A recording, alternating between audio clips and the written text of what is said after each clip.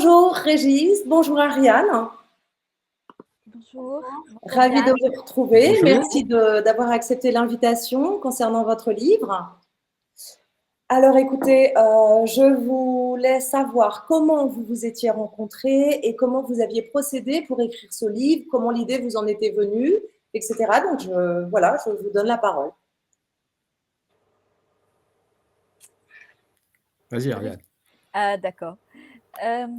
Alors, Régis et moi, nous nous sommes rencontrés en 2020, si ma mémoire est bonne, à la suite de la parution du livre de Régis, Préserver l'innocence des enfants. Et l'éditeur de Régis lui avait indiqué qu'il serait pertinent de discuter avec moi au regard de mon livre, L'imposture des droits sexuels, que j'avais publié en 2017. Puisque tous les deux, sans se concerter, nous étions arrivés à la même conclusion que ce programme de l'OMS était dangereux pour le psychisme infantile et pour le développement de l'enfant. Donc nous avons démarré des discussions professionnelles et puis petit à petit évidemment amicales, parce que nous partageons aussi le goût de la poésie, de la philosophie, voilà. Et l'idée de ce livre, elle a émané de Régis d'abord. Donc peut-être Régis, je te laisse la parole sur la suite. Le micro, oui. Le micro, Régis. Voilà, j'ai retrouvé le bouton du micro, vous m'entendez? Très bien. Ouais. Il y a un complément, il faut dire, avant que nous procédions, enfin que nous écrivions ce livre en commun, c'est le colloque du 13 mai 2023. Où on a vraiment pu faire connaissance plus directement déjà, parce que sinon avant on ne se parlait que par téléphone, voilà, et on a pu faire connaissance et vraiment apprécier qu'on était très sur la même longueur d'onde, mais en même temps de façon très complémentaire. Et il y a une troisième personne d'ailleurs qui est complémentaire, c'est Virginie Desarroquia. Voilà, parce que dans ce domaine complexe qui est celui de la situation des enfants face à la sexualisation invraisemblable que vit notre époque, il faut être complémentaire. On ne peut pas maîtriser tous les domaines qui sont dans des disciplines relativement différentes. Mais qui se complètent très bien. Donc voilà, ça a été une autre occasion. Et pour écrire ce livre, moi, ça a été une excellente nouvelle de savoir qu'on pouvait le faire avec Ariane. Ça me plaît beaucoup. On s'est complété de façon facile, si je peux dire, assez spontanée. Ce qui nous a permis d'écrire vraiment quelque chose qu'on a écrit, c'est comme un piano à quatre mains, hein. Il n'y avait pas deux pianos, il y avait un piano à quatre mains, bon, avec des petites fausses notes de temps en temps, mais que du coup on a rétabli facilement, et voilà. Ça veut dire que vous avez écrit chacun des parties et vous les avez mis en commun, parce qu'on a vraiment l'impression que c'est entremêlé. Alors, on avait chacun nos idées, mais nos idées, mais comme je viens de le dire, c'était pas deux pianos, c'est vraiment une partition à quatre mains. C'est-à-dire que Ariane pouvait très bien compléter certains mots, enfin certaines parties dans une de mes parties, et moi à l'inverse lui repréciser quelque chose, etc.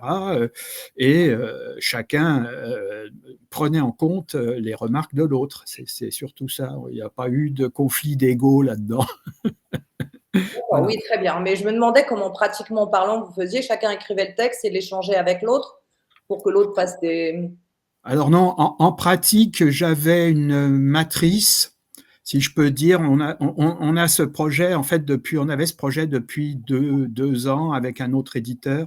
Et puis, on voyait que ça n'avançait pas. Et donc, moi, j'avais ce projet, et cette matrice du premier projet que j'avais fait suivant le plan que m'avait fourni, enfin, un plan assez élaboré quand même déjà. Hein. Et j'ai suivi le plan assez élaboré, assez complet que m'avait donné Ariane. Du coup, j'ai fait une matrice. Donc, je lui ai renvoyé à ce moment-là, elle a rajouté des choses. chose. Donc, vous voyez, ça a été plutôt une partie de ping-pong Oui, mais on n'avait chacun pas a mis la main à la pâte à son tour, en fait, c'est ça. voilà, on n'avait pas l'intention c'est une partie de ping-pong amicale et sans vainqueur et sans vaincu. Voilà. D'accord. Bon, alors, et vous, Ariane, comment vous l'avez vécu? De manière très aisée, parce que, alors, il est vrai que ce colloque, donc la dérive totalitaire sur les enfants, que j'avais organisé avec ma collègue Amandine Lafargue à Paris le 13 mai 2023, a permis de fixer vraiment les points de vue au-delà des rencontres et aussi de mesurer. Et donc, j'apprécie beaucoup effectivement que Régis l'ait rappelé. L'importance de la coopération entre la pédopsychiatrie, la pédiatrie, la psychologie de l'enfant, la psychopathologie et le droit, en particulier le droit pénal, donc avec Virginie Darrojo-Recchia. Et je crois que nous avons tous une fenêtre, une expérience, une carrière, une clinique. Ça, c'est très important, c'est-à-dire que ce que nous disons n'est pas fondé que sur de la théorie, mais sur des cliniques d'enfants, des profils aussi de pédophiles dont nous connaissons les discours, etc. Donc voilà, ce livre, effectivement, alors il est bien évident que pour parler de la biologie de l'enfant, c'est surtout Régis qui s'en est occupé, tandis que pour parler de l'idéologie des droits sexuels, ça a été plutôt moi. Donc effectivement, on avait plutôt des sujets que nous maîtrisions davantage, mais c'est réellement un quatre-mains avec un but que nous avons recherché et qui était celui d'offrir vraiment une complétude d'analyse et de, de données à la fois sur le développement psychique de l'enfant et à la fois sur la nocivité de cette supposée éducation sexuelle qui n'est pas, de notre point de vue, une prévention. Et donc, nous apportons aussi des éléments pour une véritable prévention en protection de l'enfance. Mais je dois dire que, en comparaison à d'autres qui peuvent nous faire des remarques, parce qu'effectivement, ils ont plutôt, on va dire simplement la tête dans le guidon, nous avons travaillé depuis des années à avoir une vision d'ensemble. Et c'est cette vision d'ensemble qui, je pense, est présente dans le livre, qui est à la fois le projet de l'OMS, les ramifications, le ministère de la Santé, le ministère de l'Éducation, le programme de fond, l'infiltration idéologique, et en même temps au regard du corpus de psychologie du développement en particulier, que nous avons estimé central, parce qu'il y a beaucoup d'ignorance. Donc ce n'est pas un livre de dénonciation, c'est vraiment un livre de compréhension de la psychologie de l'enfant qui est à destination de tous, c'est-à-dire des parents, des éducateurs, des instituteurs, des directeurs d'école, de ceux qui élaborent ces programmes, etc. Parce qu'il y a beaucoup d'ignorance. Et c'est là que nous souhaitons intervenir. Donc, ce n'est pas du tout un livre qui manie le sensationnalisme ou qui se repaît voilà, de cas les plus extrêmes. Non, Ouais. nous apportons vraiment cette dimension professionnelle, en réalité, qui manque parce qu'on écoute tout le monde et on entend tout le monde, sauf les véritables professionnels experts de leur sujet. Et c'est là que le bât blesse, d'après nous. C'est clair. Bah, moi, pour avoir lu vos 2 livres, L'imposture des droits sexuels et Préserver l'innocence des enfants, je m'attendais éventuellement dans ce livre à retrouver beaucoup de redondances et en fait, je trouve que c'est vraiment une très, très belle continuité. En même temps, on retrouve quelques points pour se raccrocher pour les gens qui n'auraient pas lu vos 2 livres avant, mais c'est vraiment une très belle continuité et j'ai été particulièrement émue par ce côté, la magie de l'enfance que vous décrivez, heu heu, la pensée magique. J'ai retrouvé en fait des souvenirs de ma propre enfance ou des souvenirs que j'avais avec mes enfants, de les voir réagir dans cette espèce de naïveté et de magie et d'émerveillement qu'ils ont eu et j'ai trouvé que c'était fantastique. Est-ce que, Régis, est-ce que vous pouvez nous dire quelques mots de cette pensée magique? Alors, oui, parce que c'est ce qui a fait le plaisir de ma vie professionnelle et familiale, de travailler avec les enfants. Il faut comprendre, il y a un point pour lequel par lequel on peut aborder cette pensée magique. Hein. On la connaît, hein, la pensée magique, c'est celle qui fait que les enfants croient au Père Noël, qu'il y ait des choses qui sont très sensibles aux choses magiques, quoi. Ils peuvent prendre ça pour des réalités tout à fait faciles, et que on dit souvent de cette pensée magique que, alors c'était aussi l'histoire, vous savez, de la cigogne. Je rigole beaucoup avec ça, et en particulier avec un de mes gendres qui m'a envoyé un dessin animé qui parle des affaires, des vols de transport des cigognes qui périclitent parce qu'il y a de moins en moins de commandes chez les cigognes, etc. Ça m'a beaucoup fait plaisir, rigoler et beaucoup plaisir, parce qu'on trouve l'argument, c'est dit comme ça dans le texte de l'OMS d'ailleurs, avec mépris, qu'il y a des gens qui disent encore à leurs petits-enfants que c'est la cigogne, enfin, qu'on racontait des falaises, et qu'il faut dire la vérité aux enfants. Donc moi, je vais insister sur le fait que la vérité des enfants, c'est pas celle des adultes. La vérité des enfants, c'est que effectivement, les cigognes peuvent apporter des bébés, que ils n'y croient pas de manière rationnelle comme nous. Hein. C'est qu'une croyance, ou que ça peut naître dans les choux, etc. Et quand nous, on leur donne des images très réalistes, eh bien, très souvent, ils finissent comme l'image réaliste de comment on fait les bébés, elle est bien obligée de s'arrêter à un moment, parce que sinon, ça devient réellement de la pédophilie.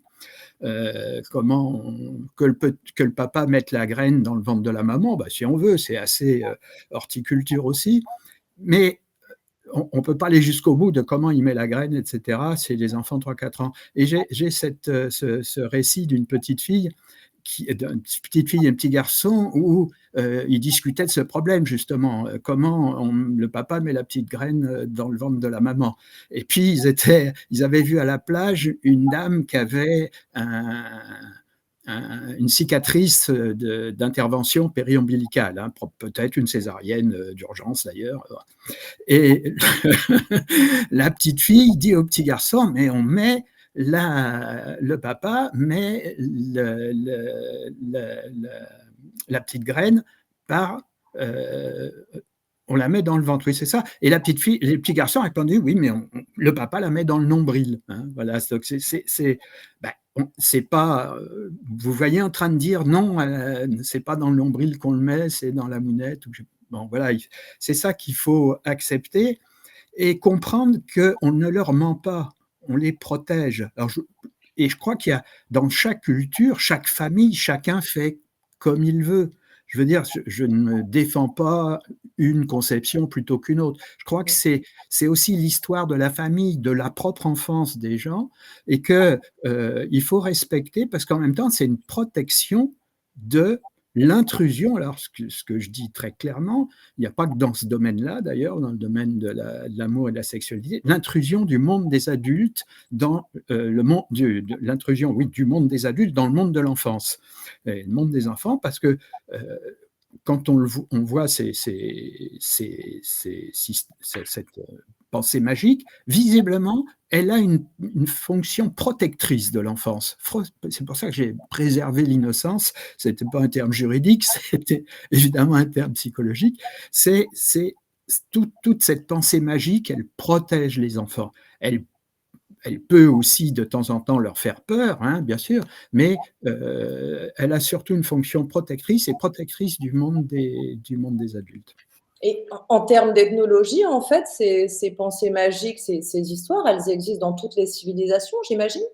Elles existent dans d'autres civilisations. Toutes les civilisations, j'en sais rien du tout, mais j'ai suffisamment roulé ma bosse pour savoir que effectivement, il y a toujours des histoires magiques dans d'autres cultures, et sans que ça soit finalement de l'ethnologie, parce que c'est réellement encore présent. J'ai beaucoup travaillé aux Antilles, et il y a tout un corpus fabuleux aux Antilles, assez différent du nôtre, mais qui a fait appel aussi aux animaux et aux plantes, et aussi les animaux peuvent parler, et les plantes peuvent éventuellement se déplacer. Et voilà, il y a tout un corpus comme ça qui a une fonction magique, qui est en même temps tout à fait fabuleuse, quoi. C'est un émerveillement souvent d'entendre, et les enfants sont réellement émerveillés, beaucoup plus émerveillés que si on leur dit la réalité de ce qu'est certaines choses du monde des bien adultes. sûr. Alors Ariane, qu'est-ce que vous pouvez nous dire de cet émerveillement? Je voudrais peut-être expliquer en quelques mots pourquoi et quelles sont les étapes dans l'enfance et pourquoi il est très important de effectivement ne pas mélanger les mondes.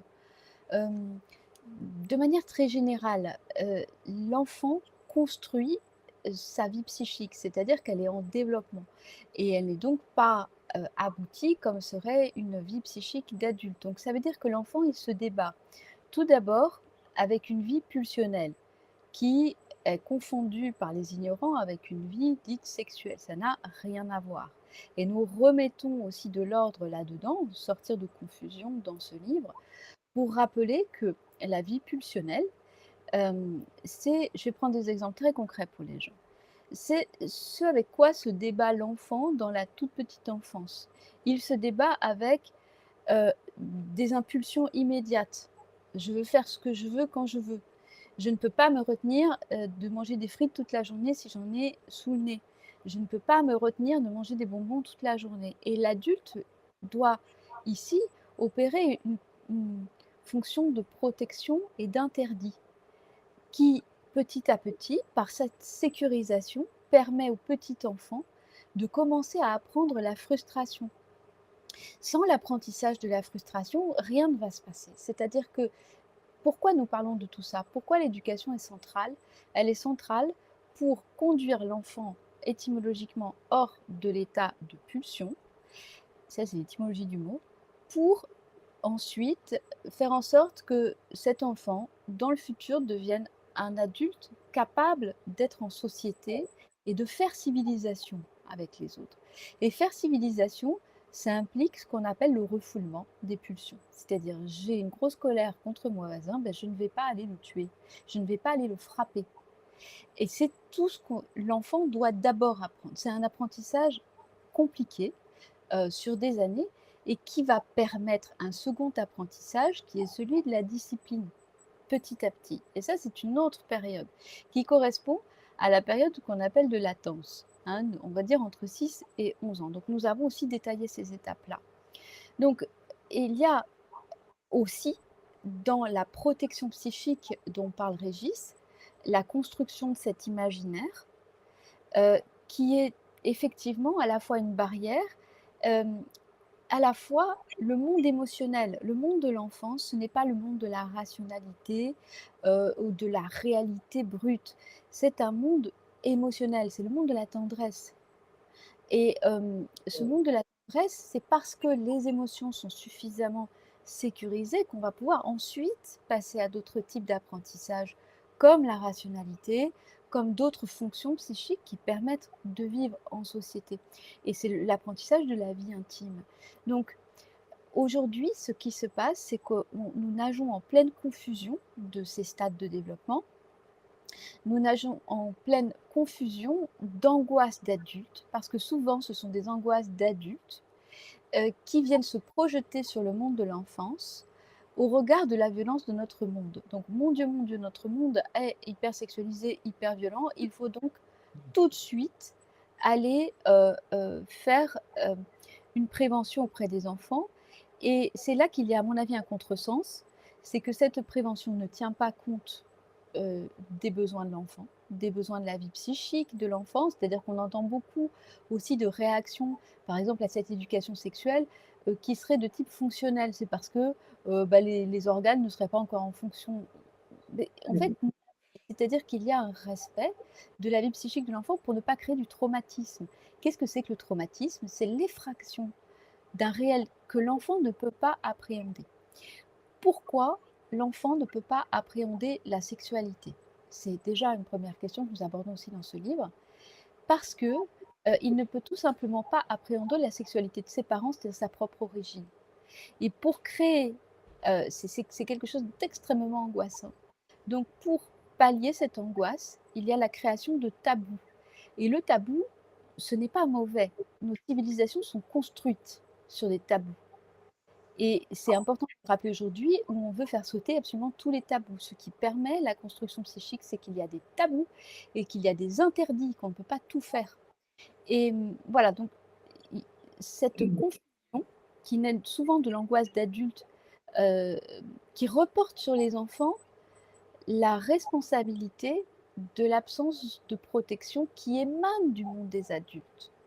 Les enfants n'ont pas à être confrontés à cette sexualité parce qu'ils ne sont pas aptes et qu'ils ont besoin d'autre chose et qu'ils ont en particulier besoin, je voudrais juste terminer sur ce point, c'est très important, d'apprendre la pudeur pour préserver et créer un monde intime qui n'est qu'à eux et qui sera le socle du futur citoyen. C'est pour ça que éducation à la sexualité ou éducation sexuelle, c'est un terme paradoxal, parce que la sexualité est du registre de la vie pulsionnelle, et donc on ne peut pas éduquer à une pulsion, on doit les contenir. Donc ça, c'est un terme paradoxal, ça sidère la pensée. D'ailleurs, nous rappelons dans ce livre que ça vient bien des officines Kinsey, ce terme. Ce n'est pas de la prévention, et ça n'ouvre pas les mêmes espaces psychiques. Et de la même manière, dans les textes de l'OMS, il est question de citoyenneté sexuelle, ça ne veut rien dire. La citoyenneté, c'est politique. La sexualité, c'est du registre de la vie privée. C'est là que Virginie Darault-Jourecchia nous a énormément éclairé du point de vue du droit. Oui, et vous l'aviez bien indiqué dans l'imposture des droits sexuels, hein, c'était vraiment flagrant. Et c'est vrai que ce que j'ai beaucoup aimé dans votre livre, c'est que finalement, nous-mêmes, on est dans un monde qui est hyper sexualisé, où on perd ce repère de l'amour, des sentiments, de la tendresse, hein, même pour les adultes.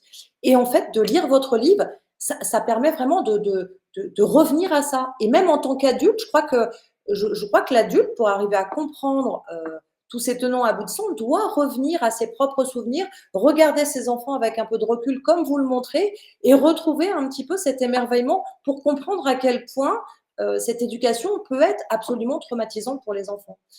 Et j'ai bien aimé ce que vous disiez sur les contes aussi qui sont là pour protéger. De la même façon, peut-être, Régis, vous pouvez nous en dire 2 mots, ou je ne sais pas lequel de vous avait abordé ce conte du petit chaperon rouge, justement, pour Régis.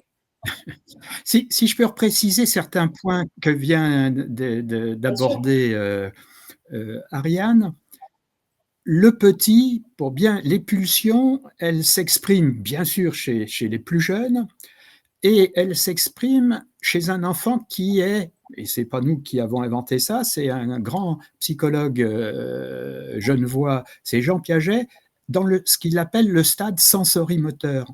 Et ça, c'est à bien comprendre, c'est-à-dire que pendant grosso modo les 2 premières années de la vie, hein, il faut savoir, je rappelle que le développement, il varie grandement chez chaque individu et que ce n'est pas une pathologie, c'est des variations de la normale d'un groupe biologique. C'est les aspects il découvre le monde par ses canaux sensoriels et ses canaux moteurs. Il n'y a pas encore de rationalisation. Et il y a une espèce de confusion qui s'installe entre la sensorialité et la sexualité. La sensorialité participe à la sexualité, bien sûr, la motricité participe à la sexualité aussi. On parle de motricité en tant que psychomotricité. Mais au moment chez l'enfant, ce n'est pas encore une sexualité.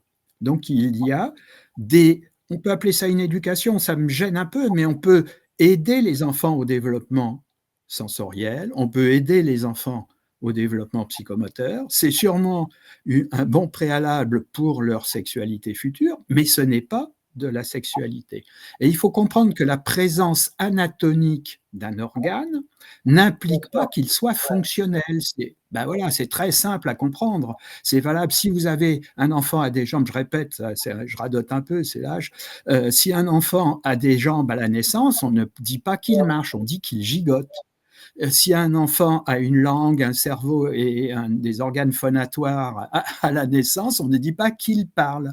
Et on ne peut pas éduquer ça. On ne peut pas éduquer à la marche, ou on ne peut pas éduquer à parler.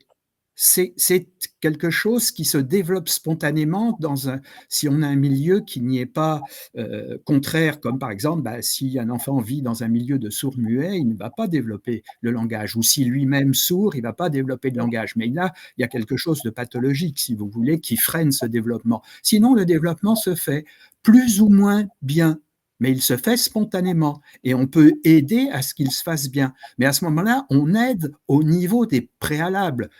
J'utilise ce terme à la place de prérequis parce que c'est peut-être un peu technique. Les préalables, c'est ce qu'on fait avant de faire quelque chose. Pour faire quelque chose, il faut avoir son plan, il faut avoir ses outils, il faut avoir etc. Mais on ne dit pas qu'on est déjà en train de construire quelque chose. Et c'est vraiment ça. Et que le développement, il dépend d'une croissance biologique au sens large du terme, anatomo-physiologique, c'est-à-dire pour la marche, il faut, je ne vais pas vous faire tout le plan, pour le langage, c'est pareil. On peut apprendre le langage écrit, là c'est autre chose, c'est une véritable éducation, entre guillemets, c'est un apprentissage en fait, c'est un mot plus approprié. Voilà, c'est un apprentissage, on apprend quelque chose, mais le langage, la marche, bien d'autres de nos fonctions, et donc la sexualité, ne peuvent s'apprendre, ne peuvent émerger, elles n'émergent que spontanément, et on peut aider les préalables avant cette émergence, et la sexualité, elle ne va émerger qu'au moment où il y aura un contexte anatomo-physiologique qui la permet de s'exprimer, c'est-à-dire la puberté. Alors bien sûr qu'on ne va pas faire les mêmes aides au développement, je préfère ça moi, à l'éducation pour le développement, on ne va pas faire les mêmes aides au développement d'un enfant de 2, 3, 4 ans ou 7, 8 ans, parce qu'il y a aussi à partir de l'âge de 7 ans une conception cognitive de la rationalité qui émerge, qui a été très bien étudiée. Oui, mais alors donc dans ces aides au développement, ça veut dire sachant que chaque enfant se développe à son niveau, hein, deux enfants de 12 ans n'auront pas forcément la même maturité psychique, motrice, physique, donc on ne peut pas envisager une aide qui soit globale dans une classe entière. On est bien d'accord? C'est totalement impossible. Je suis même surpris, pour faire une parenthèse, qu'on essaie d'apprendre au même âge à tous les enfants la lecture avec la même méthode. Ça, c'est un truc qui me dépasse complètement. Voilà, il y a probablement un certain nombre d'échecs. Enfin, vous savez, quand vous faites marcher un enfant trop tôt, qu'est-ce qui se passe? Quand vous essayez de le faire marcher trop tôt, il tombe, il se fait mal, et donc ça le met en opposition. Hein. Bien sûr, il va y revenir après. Et pour l'apprentissage, un certain nombre d'apprentissages, si on les fait trop tôt, eh bien, voilà. Mais pour les aides au développement, il faut vraiment les faire au niveau des préalables, enfin, voilà, avant que la fonction soit mature. Hein. Et là, ça me ramène à une question pour Ariane en ce qui concerne justement le fait de faire ces moyennes, hein, d'avoir des statistiques, on fait des moyennes sur les gens et ensuite on veut ramener ces personnes à une moyenne et à une norme, ce qui est très totalitaire. Alors, la norme en soi, elle me paraît pas totalitaire dans le sens où elle existe pour qualifier une majorité, comme en grammaire. Et quand ça devient totalitaire, c'est quand on refuse absolument les exceptions qui font partie de l'ensemble de la grammaire. Ce qui, en revanche, est d'ordre totalitaire, c'est que l'État se mêle de la vie privée et de la vie intime.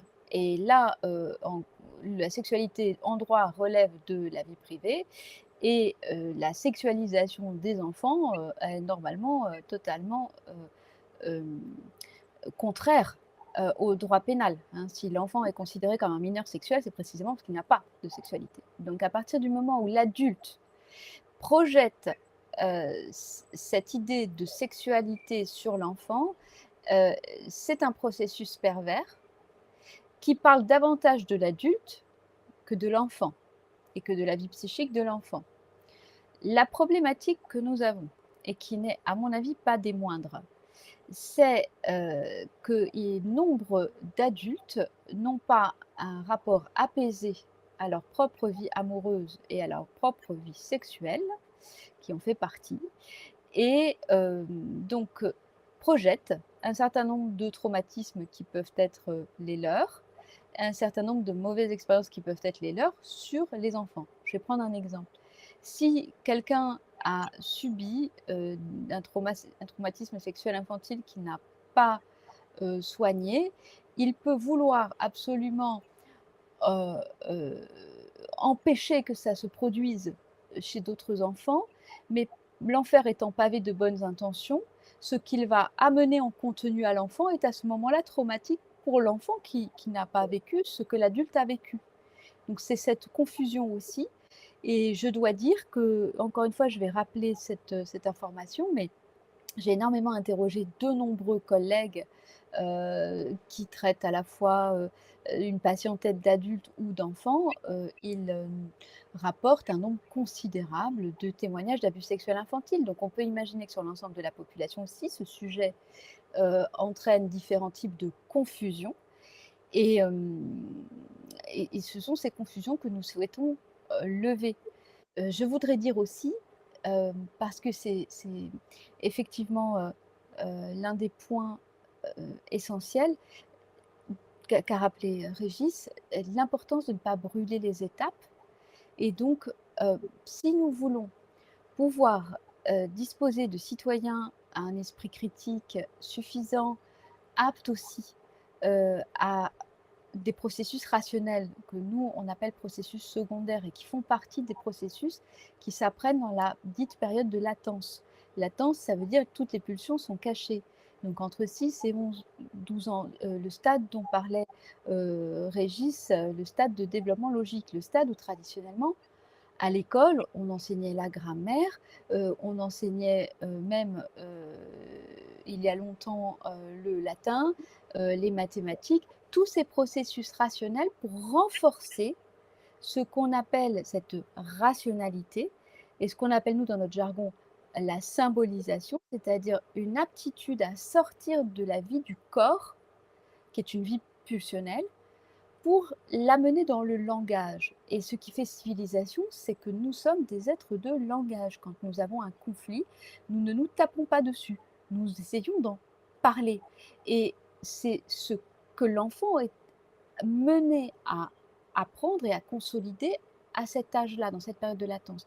Donc c'est surtout à cette période de latence, en particulier, il ne faut surtout rien amener qui vienne contrecarrer cette construction de ce que moi j'ai appelé les remparts psychiques, sont des remparts de rationalité qui viennent précisément sortir de l'immédiateté.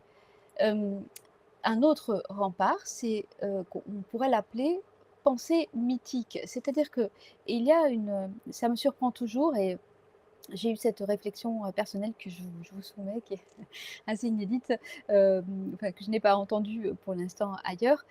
C'est la différence aujourd'hui entre les histoires pour enfants et les contes et la mythologie. C'est-à-dire que pour moi, il y a plusieurs stades.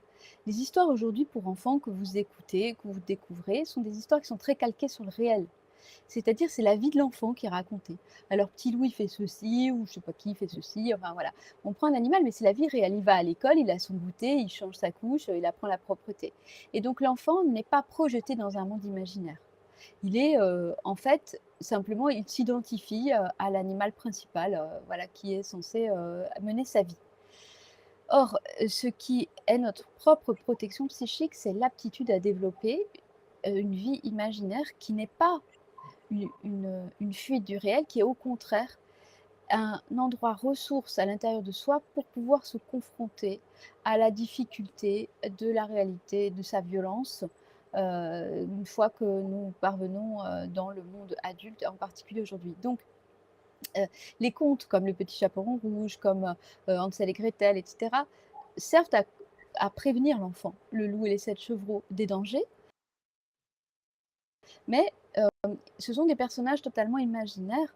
Il ne va pas rencontrer dans sa vie quotidienne et c'est même difficile. Donc il y a déjà un deuxième niveau d'élaboration. Et si on prend les mythes, et en particulier la mythologie grecque que les enfants adorent et qui était enseignée à tous les enfants dans toutes les écoles on va dire, justement de cette période de latence dans la Grèce antique, avec Homère, eh bien, cette mythologie grecque, elle est chargée de violence, elle est chargée de trucs épouvantables, de cannibalisme, de viol, enfin, c'est épouvantable. Et pour autant, ça n'effraie pas les enfants.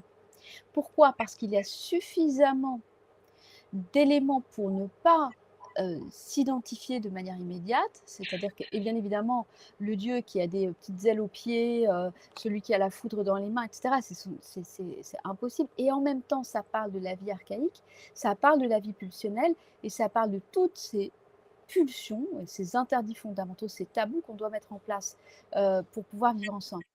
Tabou de l'inceste, tabou du meurtre, ça c'est vraiment l'anthropologie de Lévi-Strauss qui le dit.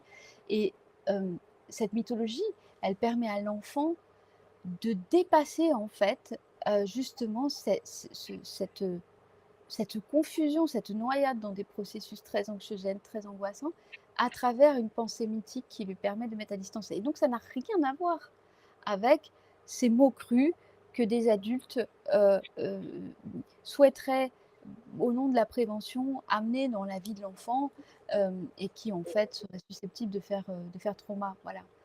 Mais alors, c'est vrai qu'il y a énormément de gens qui sont convaincus que ces cours vont protéger les enfants contre l'inceste, leur permettre de parler, contre des abus sexuels. Et c'est très, enfin, ils en sont vraiment persuadés.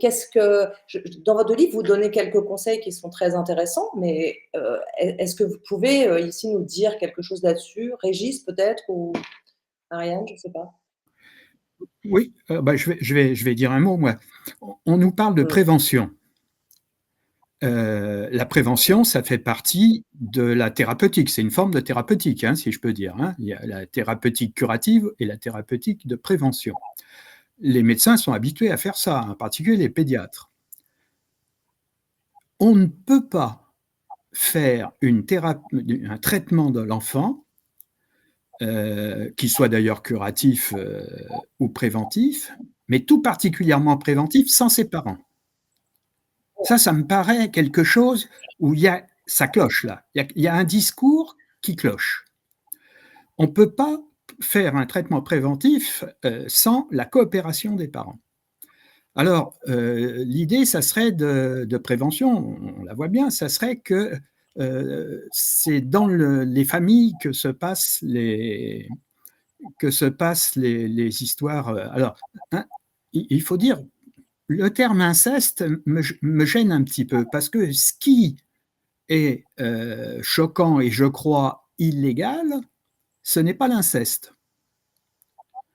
Je ne crois pas, jusqu'à il n'y a pas très longtemps, je ne pense pas, jusqu'à il n'y a pas très longtemps, il n'y avait pas de texte de loi qui réglementait l'inceste entre adultes. Ah. Et c'est même toute une mythologie, ça, hein, en particulier dans la mythologie égyptienne, et même on la retrouve, hein, ces histoires de dieux incestueux. Par contre, ce sont des agressions sur mineurs. Et je crois que c'est ça qui est le problème. Alors, ces agressions, effectivement, ces agressions sur mineurs se passent dans le milieu familial. C'est là aussi que l'enfant y vit le plus souvent. Mais elle ne se passe pas que dans le milieu familial. Il ne faut quand même pas prendre les gens pour des canards sauvages. Il y en a dans les clubs de sport. J'ai été expert auprès des tribunaux, et donc j'ai été confronté pendant longtemps et à de multiples reprises à des enfants, et aussi pour des raisons particulières à d'absence d'experts, pour être clair, de manque d'experts, à des agresseurs sexuels d'enfants qui étaient, où on se demandait, ils avaient bien purgé leur peine, bons prisonniers, comment on les libère? Ils demandaient des libérations anticipées, évidemment.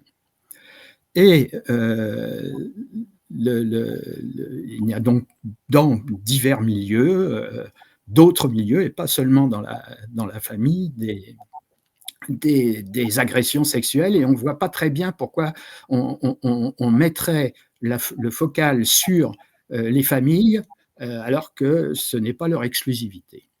Alors la prévention, à mon avis, elle est basée sur ce qui se passe déjà avant. Quelle est la prévention pour qu'un enfant dise qu'il est maltraité, c'est la qualité relationnelle et de dialogue qu'il peut avoir avec ses parents, et en particulier avec sa mère, pour être clair. il faut, alors bien sûr, il y a certaines mères qui sont sous emprise, bien sûr, on le sait, hein, d'un homme ou d'autres situations qui sont sous emprise et qui vont, pendant un certain temps, masquer. Mais ce n'est pas le plus fréquent. On n'a pas de statistiques là-dessus, mais ce n'est pas ce que j'ai entendu le plus fréquemment. Le plus fréquemment, c'est que quand l'enfant ou quand la mère est alertée par certains signes de l'enfant, parce que ce n'est pas uniquement dans le discours, tout d'un coup l'enfant va moins bien, il se passe quelque chose, on ne comprend plus son enfant, ou même à l'école ça se passe moins bien, etc. Il y a d'autres signes d'alerte que la simple déclaration là, avec le numéro, etc. Et en particulier chez les petits, il peut y avoir tout d'un coup des troubles du sommeil, enfin bref, il y a tout un tas de signes et c'est la qualité de la relation. Et je ne dis pas ça pour accuser l'un ou l'autre, c'est parce que les relations entre adultes et enfants sont très perturbées dans notre monde, hein, par diverses raisons. C'est la qualité de la relation entre l'enfant et sa mère qui est la meilleure prévention. Parce qu'il va en parler rapidement s'il se passe quelque chose. Tandis que s'il n'y a pas l'habitude, parce qu'il aura confiance dans sa mère, que c'est elle la protectrice, voilà, et que c'est vraiment, il faut être clair quand même aussi, la plupart des agresseurs, et de loin, sont des hommes. Il y a aussi des femmes, mais beaucoup moins. Moi, j'en ai rencontré beaucoup moins, et dans des histoires très tordues, on va dire. J'ai beaucoup aimé votre exemple. En fait, on ne peut pas, même si on dit à un tout petit qui vient juste d'apprendre à marcher, de faire attention aux voitures pour traverser la rue, ça reste de la responsabilité des adultes et ça sert presque à rien de lui dire tant qu'il est trop petit. C'était un très très bon exemple. Voilà. Et on peut finir avec cette histoire des. Alors on vous dit donc, je crois que voilà, et que comme le dit Ariane, c'est quelque chose de l'intime, du privé, et qu'on ne voit pas comment, si ce n'est à aboutir à une sexualisation de toute la société, enfin, qui est déjà en route, mais aussi celle des enfants. Nous, chez les experts, pour ce qui attire notre attention, c'est quand, jusqu'à présent, c'est quand les enfants avaient des conduites sexuelles qui sont des conduites sexuelles d'adultes. Si on apprend à tout le monde ce que c'est que la sodomie, ce que c'est que la fellation, etc.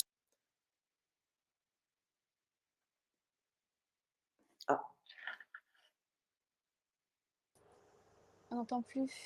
On n'entend plus, Régis. Régis, vous avez votre micro?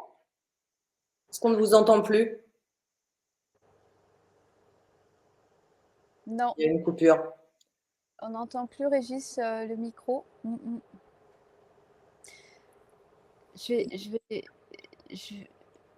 Peut-être un aparté sur Freud, le temps que Régis. Voilà, excusez-moi. Très bien. C'est mieux? Oui. C'est mieux? Très bien, oui. Donc on en était à si on apprend la sodomie, la fellation aux enfants et après tout a été coupé.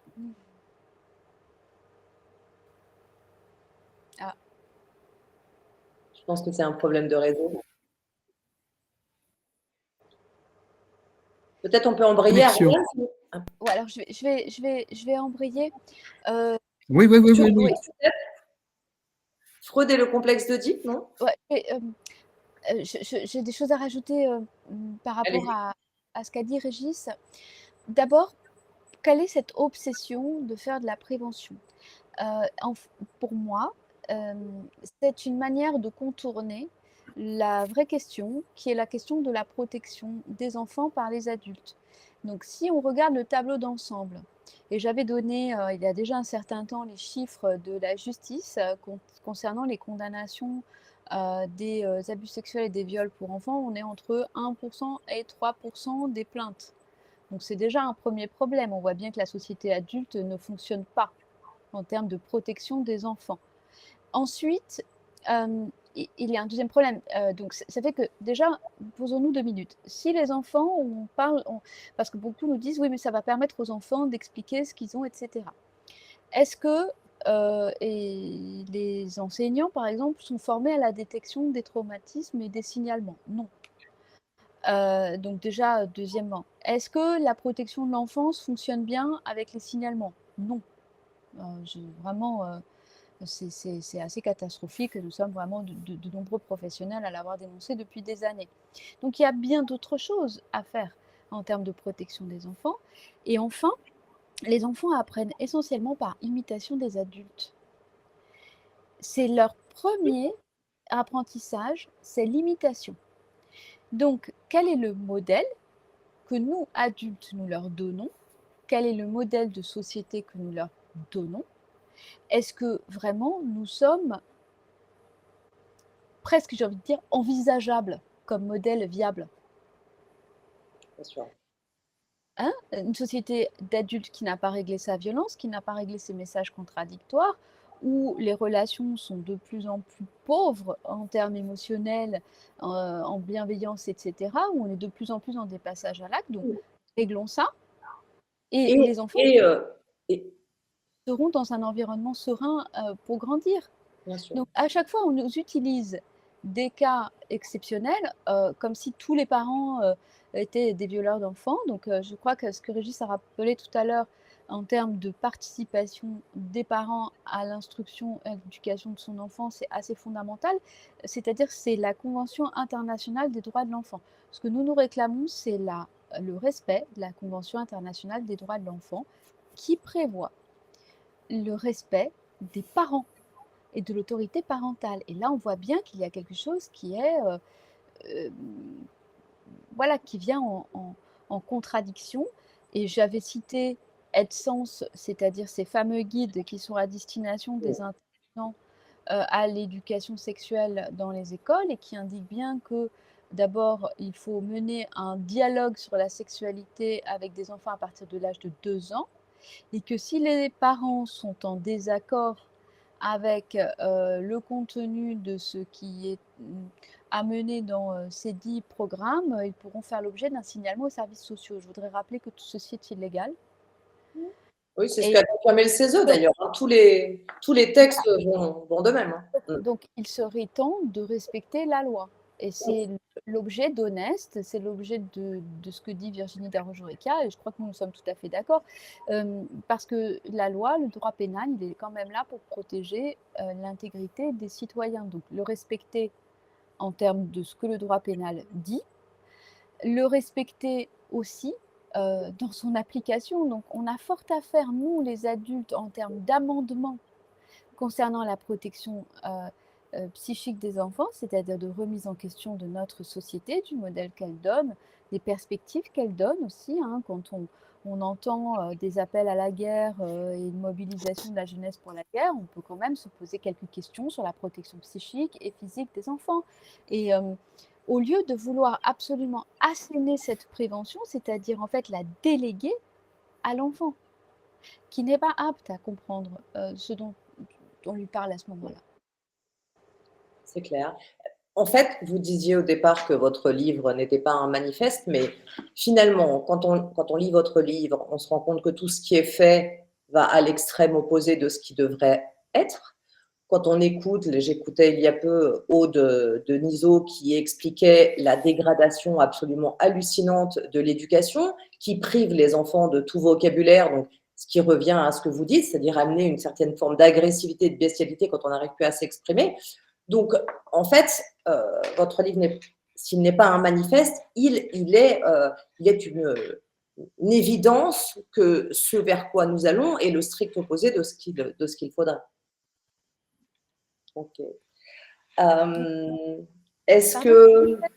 Rajouter quelque chose qui est un point fondamental, c'est que, donc j'ai parlé du droit pénal, mais il est bien évident que tout ceci est voué à évoluer si nous ne prenons pas la mesure de ce qui est en train de se passer.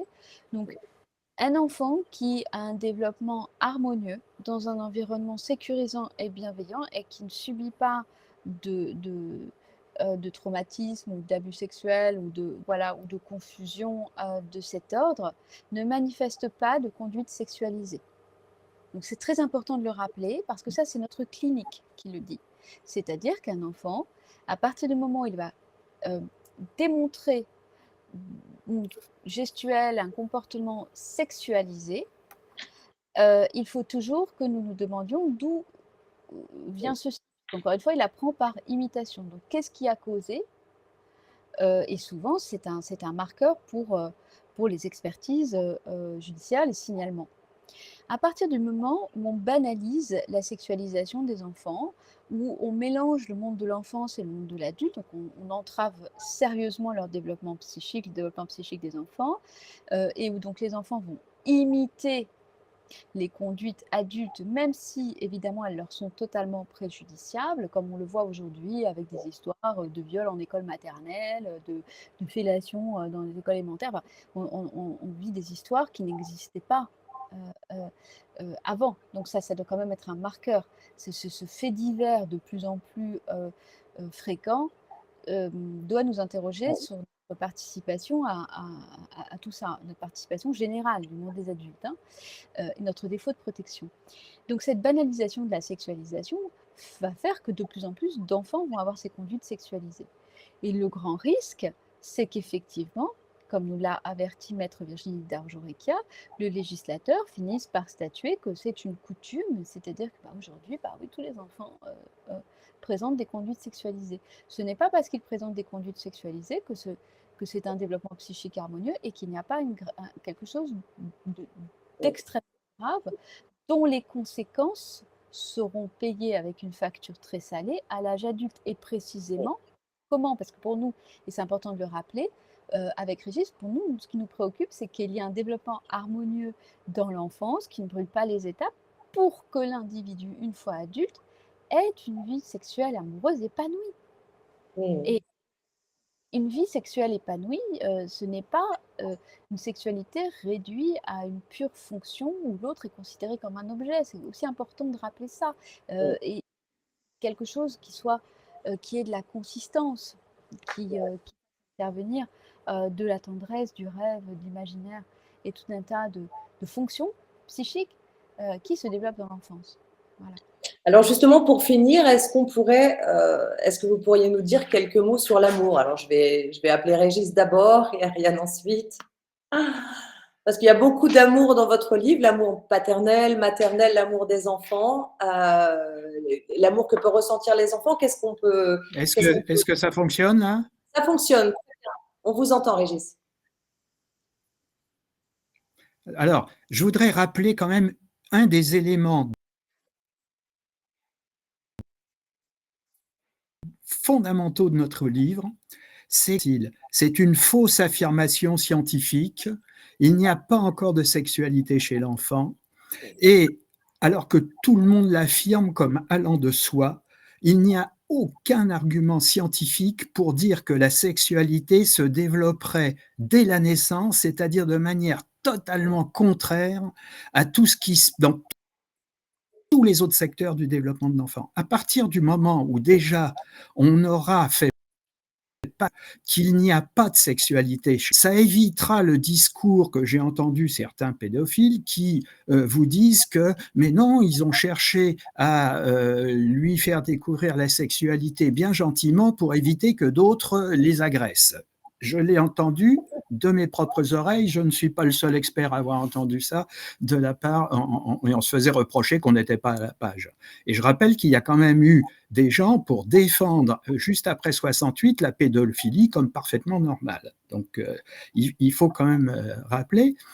Et au niveau de… Donc, c'est vraiment un élément de base de notre livre que les affirmations de scientifiques sont les rapports Kinsey, pour les nommer, sont d'affreuses choses où il y a eu des agressions de nourrissons. Ce n'est pas du tout, c'est le contraire de la science. C'est vraiment tout ce qui peut être opposé à la démarche scientifique. Et puis, au niveau de la protection, il faut être clair, même si vous essayez de protéger les enfants, comme le dit Ariane, on ne peut protéger les enfants que quand ils sont conscients de dangers que représente, par exemple, une voiture. Qu'est-ce que c'est? Un engin à tuer, une voiture, en fait, dans la rue. Donc, il faut que l'enfant puisse en avoir conscience, ce qui n'est pas le cas chez le petit. Et quand on vous dit qu'il faut les protéger de la pornographie, qu'est-ce que ça veut dire? Protéger de la pornographie à un enfant, on nous dit, si ce n'est pas nous qui le faisons, de toute façon, ils apprendront beaucoup plus mal dans des sites pornographiques. Qu'est-ce que ça veut dire? Ça veut dire que dans l'inconscient, ou même le presque conscient, je dirais, de notre société, que les adultes aient accès à la pornographie est prioritaire sur le fait qu'on protège les enfants de la pornographie. hein. Oui, alors que ça pourrait être réservé aux adultes très facilement, hein. Ben bien sûr, oui, oui, c'est bien ce que je suis en train de dire. Et puis même, je veux dire, dans une société si féministe, etc. et tout, Ouais, excusez-moi, mais hein, c'est clair. voilà. Alors, quelques mots de la fin sur l'amour, Régis, pour qu'on Alors, termine avec du baume au cœur. oui, oui. Alors, eh bien, c'est que ce qui fait plaisir, c'est que, en fait, on voit beaucoup de jeunes qui ont été confrontés à ces cours d'éducation, qui deviennent maintenant parce que ça a commencé il y a déjà un moment dans certains endroits, et les jeunes finalement s'opposent, beaucoup s'opposent à ces choses-là, et on voit beaucoup de témoignages de jeunes couples. Je pense à un jeune couple qui était à côté de moi dans un train et que non, en allant, oui, c'est ça. J'étais c'était pas dans un train, c'était à Vézelay. Voilà, j'étais en participation à une chorale et il y avait un jeune couple là qui se témoignait. Et c'était vraiment des images de tendresse. C'était vraiment des images de tendresse et ça m'a fait très plaisir. Et on voit beaucoup de ces jeunes couples. Il semble que, et alors c'est défini comme quelque chose qui pose question, enfin qui est inquiétant. L'âge des premiers rapports sexuels chez les jeunes serait en train de se décaler vers le haut. Ils auraient leur premier rapport plus tard. Mais c'est peut-être une bonne nouvelle, c'est peut-être qu'ils ont pris conscience du côté affectif et les gens reviennent beaucoup, y compris les adultes, de cette idée qu'une bonne sexualité, c'est une sexualité, on essayerait toutes les composantes, toutes les figures du Kama Sutra. Le Kama Sutra est très mal compris d'ailleurs, dans son objectif, hein, toutes les figures, toutes les positions possibles, c'est du contorsionnisme, etc. Et qu'en fait, c'est ça qui amène à des échecs répétés et à la solitude, quoi. Voilà. Et donc, je vous dis, les preuves d'amour qu'on peut avoir, on en a beaucoup et chez les jeunes. Et ça me fait très plaisir. Je pense qu'on peut avoir de l'espoir. Oui, c'est peut-être en réaction à tout ça, finalement, Bien sûr, où ils ne bien sûr. supportent plus et ça leur fait faire Oui. un pas en arrière et ils Et préfèrent. ils voient le côté malsain surtout. C'est pas l'effet que ça soit en arrière, c'est qu'ils voient bien que tout ça a un côté malsain et que ça les fait passer à côté du principal, qui est d'avoir, bien sûr, on ne dit pas on n'est pas pour l'amour platonique forcément, enfin c'est une Oui, vocation chez certains, et on n'est pas pour le mariage qui serait le viol d'une adolescente arrivée à 13 ou 14 ans, etc.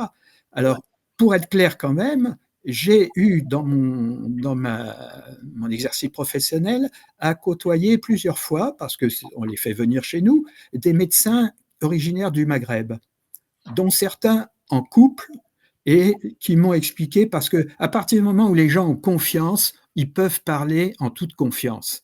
Et il y en a plusieurs, j'en ai connu plusieurs, qui étaient des mariages arrangés. Mais des mariages arrangés, et donc j'ai bien mis ce que je dis avant, hein, c'est pas le viol d'une adolescente de 14-15 ans qui est pas, etc. Des mariages arrangés, c'est-à-dire des mariages entre cousins éloignés ou moins éloignés, mais qui se connaissaient avant, qui s'étaient vus, etc. Donc c'était pas, on vous présente une vierge blanche le jour du mariage, c'était vraiment des gens qui se connaissaient, qui avaient des affects et qui réussissent.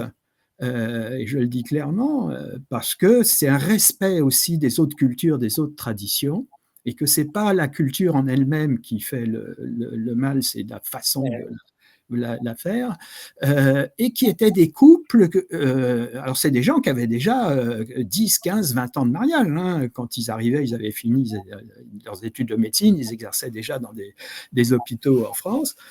Eh bien, c'était des couples qui marchaient comme un couple standard, bien, et ce qu'ils décrivaient, c'est qu'ils avaient réussi à avoir une sexualité tout à fait satisfaisante, parce qu'il n'y avait pas eu de brutalité, il n'y avait pas eu etc. Et que notre mode qui est le coup de foudre qui peut arriver, hein, romantique, enfin on est dans un romantisme échevelé, sauf que le romantisme échevelé, il ne peut pas durer dans un couple pendant 40 ans. Hein, et nos couples durent. Et c'est une protection, enfin il y a des couples qui durent pour la protection des enfants. Hein. J'ai Quand beaucoup on aimé va votre allusion italienne au fait qu'un couple était comme une entreprise, que ça se construisait petit à petit Voilà, dans la vie. alors ça, c'est une expression maintenant en Italie, on commence à faire le contraire, mais faire l'amour en Italie, c'était au contraire, faire l'amour, c'était toute l'entreprise de séduction, ce qui est très joli. Moi, ça me plaît Oui, beaucoup. Loro facciano l'amore, ça veut dire ils construisent. Et quand on disait fréquenter, ils se fréquentent, c'est qu'au contraire, ils étaient déjà en couple plus ou moins officiel, enfin pas officiel encore, pas passé devant Monsieur le maire, Monsieur le curé. Voilà. très bien. Moi, je vais donner le mot de la fin à Ariane Oui, oui, oui, bien volontiers. en rappelant cette citation que vous avez faite, sexe sans conscience n'est que ruine de l'âme, où vous paraphrasez Rabelais, qui est très beau. Oui, tout à fait.